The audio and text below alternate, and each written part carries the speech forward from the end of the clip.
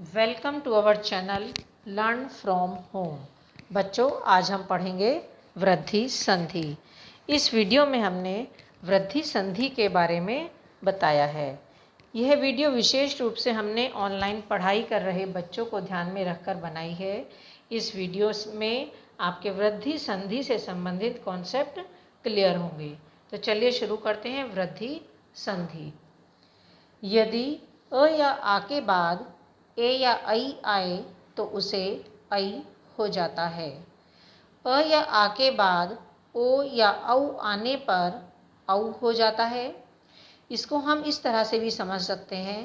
अ या आ के बाद ए या ऐ आए तो ऐ हो जाता है। जिस तरह से यहाँ उदाहरण दिया है, 1 प्लस एकम।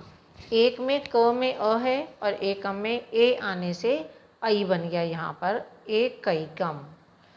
अ या आ के बाद ओ या औ आने पर उसे औ हो गया। जैसे यहाँ उदाहरण है, महा में आ, औषधि में औ। आ और औ मिलकर महौषधि बना। यथा देव प्लस ऐश्वर्यम।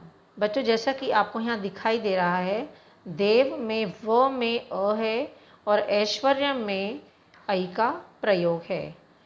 अ और ऐ मिलकर ऐ बना, तब हमारा शब्द बना देवैश्वर्यम। तथा प्लस एव। तथा में आ आया और एव में ए आया।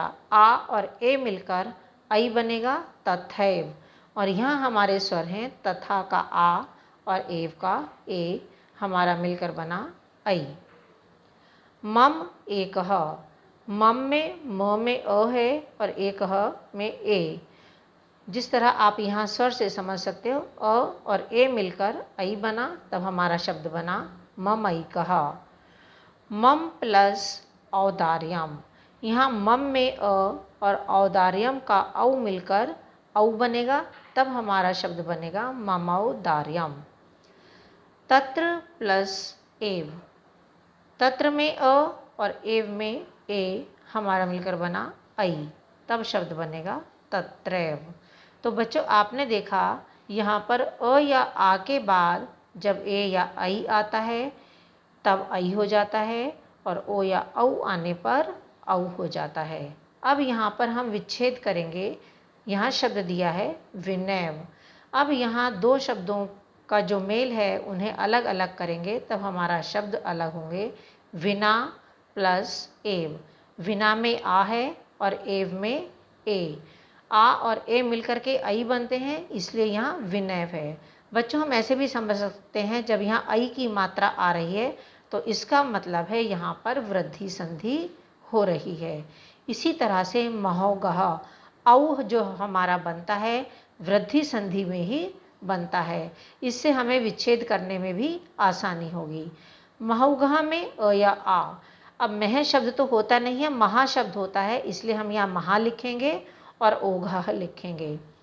सप्त ऐता। यहाँ ऐ आ रहा है, ऐ से हमें पता चल जाएगा वृद्धि संधि है। तो यहाँ हमारे शब्द अलग होंगे, सप्त प्लस एतहा। अब यहाँ पर भी आप समझ सकते हैं, सप्त में जब हमने एतहा जोड़ा, यहाँ कभी भी ऐतहा नहीं होता है, एतहा ही होता है। यह सही स्पेलिंग है। अधुनैव। यहाँ न पर ऐ की मात्रा आ रही है, इससे भी हमें पता चल रहा है कि यहाँ पर वृद्धि संधि हो रही है। हमारे दोनों शब्द अलग होंगे, अधुना प्लस एव। यहाँ पर हम ये कन्फ्यूज़न हमें हो सकता है कि अधुन आएगा क्या अधुना आएगा।